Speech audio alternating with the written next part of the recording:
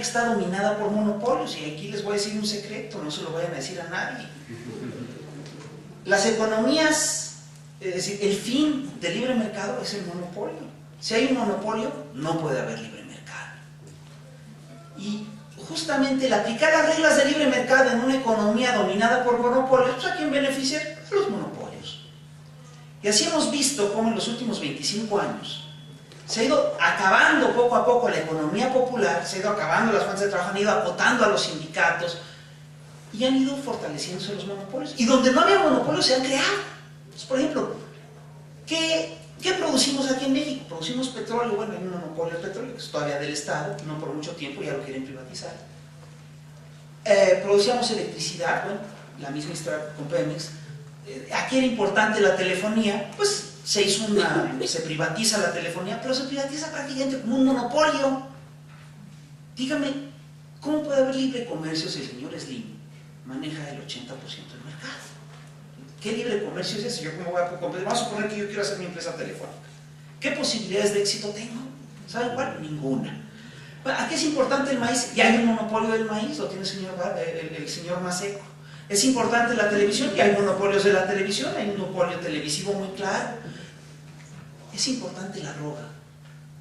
Se está creando un monopolio de la droga. Entonces, lo que ha ocurrido es que se ha ido concentrando la riqueza en unas cuantas manos, al punto que en México tenemos a varios de los hombres más ricos del planeta, ¿no? Mientras que el grueso de la población se ha ido empobreciendo. Vamos a ver cómo nos ha ido con estas lógicas, porque miren, los señores neoliberales son muy curiosos, nos dicen, no, miren, la economía va muy bien. Es decir, hay problemas, hay ajustes, hay problemas de mercado, pero en general, a nivel macro, vamos muy bien. Es como si llegáramos con el doctor y nos dijera, miren, usted tiene el talón desviado, tiene un menisco roto, tiene desviada la cadera, tiene una escoliosis en la columna, tiene problemas gastrointestinales severos porque tiene una gastritis con amibas, tiene cirrosis, está a punto de dar un infarto, tiene tapadas casi todas las arterias, pero a nivel macro va muy bien. Perdón, tampoco somos idiotas. ¿Y esto cómo lo hacen? Metiéndonos en la lógica, es decir, metiendo en la agenda central lo que es su agenda. Pues todo el día nos bombardean con información sobre la Bolsa Mexicana de Valores. Voy a hacer una encuesta aquí rápida, quiero que levante la mano todo aquel que ha escuchado alguna vez información sobre la Bolsa Mexicana de Valores, que ha ido que la radio no menciona. Levanten la mano. La mayoría. Muy bien. Yo quiero que levante la mano todos aquellos que tienen inversiones en la bolsa. ¿Qué chingados están molestando con eso todo el tiempo? ¿Saben por qué? Porque es su agenda. Es su forma de decir que eso es un indicador importante para el país. ¿Cuántos de los presentes viven, o su familia vive de un salario? Que levante la mano, por favor. No, de recibir salarios. De que el papá, la mamá, el tío, el primo, o uno mismo recibe un salario. Yo creo que casi todos, ¿no? Bueno, ¿hace cuánto que no escuchamos en la televisión y en la radio información sobre los salarios? Ese sí es nuestro negocio, eso sí es lo que nos importa. Ahora, si nosotros hacemos una revisión de lo que han sido los 25 años del neoliberalismo, nos daremos cuenta de que hay problemas estructurales. Porque más nos dicen, y además son fantásticos en esto, que bueno, ahorita podemos tener problemas, pero que México va a ser la cuarta economía mundial. Calderón lo dijo, vamos a ser la cuarta economía mundial dentro de unos años. ¿Cuánto? ¿Quién sabe? Eso sí no nos lo precisan. Pero ese es su proyecto, además lo dicen con mucha convicción, ¿no? Nos dicen que vamos muy bien a nivel económico. Y si empezamos a revisar las cifras, nos dicen que incluso la pobreza se ha abatido. La pobreza extrema se ha abatido. Eso nos andan machacando todo el tiempo que se ha abatido la pobreza extrema. Pues si revisamos las cifras, nos vamos a dar cuenta, pues, ¿qué creen? Que nos están mintiendo. Y les voy a decir por qué nos están mintiendo y cómo le han hecho para mentirnos, porque esto es muy importante. Nos dijeron que Salinas nos prometió que el Tratado de Libre Comercio nos iba a llevar al primer mundo. Nos prometieron que al entrar al Tratado de Libre Comercio los salarios mexicanos iban a emparejar con los norteamericanos. ¿Se acuerdan que nos prometieron? Nos lo dijeron. Y la verdad, se lo creyeron los tontos. Pero mucha gente se lo creyó. mal dato para las encuestadoras, ¿no?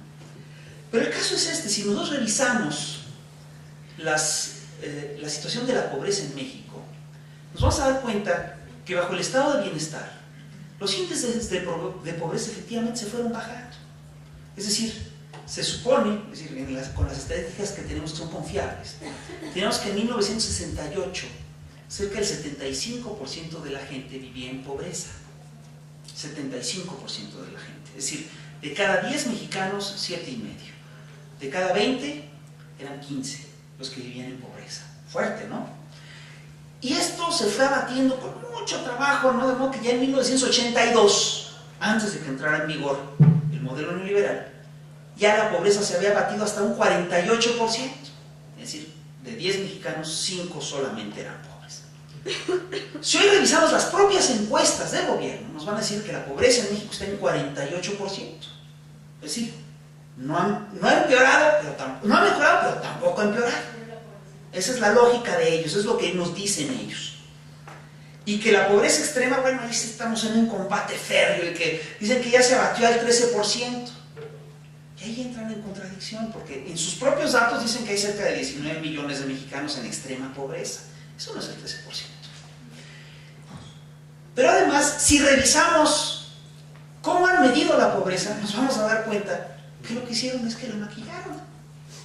En el 2000, Vicente Fox se da cuenta de que las cifras de la pobreza son alarmantes, y entonces deciden, ¿saben qué? Cambiar los parámetros de la pobreza. Entonces, la pobreza tal como se medía en la década de los 80s, no es igual a como se mide ahora. Ahora se mide más abajo, ahora los pobres son más pobres que los pobres de antes. ¿Sí me explico? Maquillaron las cifras. Y les voy a dar un ejemplo que es muy claro. A ellos les preocupa mucho el tema de la pobreza alimentaria, de la pobreza extrema, porque hay un programa de la ONU y de la OEA para abatir la pobreza extrema en el planeta, etc. Y quieren bajarla a niveles históricos, ¿no? Entonces dicen, bueno, ha bajado muchísimo, ha bajado considerablemente, claro, porque cambiaron los sistemas de medición de la pobreza. ¿Saben cómo miden ahora la pobreza extrema? La miden considerando que viendo si una familia, si la persona tiene suficientes calorías al mes para alimentarse. Antes se medía de otra manera, se mide estrictamente a partir de lo que es la pobreza alimentaria. Antes, para medir pobreza extrema se medían condiciones de salud, de higiene. Bueno, eso ya no rige. Solo se mide en términos de alimentos. ¿Y saben cómo se mide? Que además está padrísimo. Considerando que gastamos todo nuestro dinero en alimentos crudos. Esto implica que no cocinamos, que andamos encuerados, que no tenemos techo, que comemos en el piso, que no usamos gas, que no usamos sartenes, que nos comemos los cacahuates crudos, los frijoles como si fueran cacahuates, ¿no? Que nos comemos el arroz así con popotitos si quieren, pero para ver cómo lo digerimos, ¿no? Implica que nos comemos esos alimentos crudos. Sí.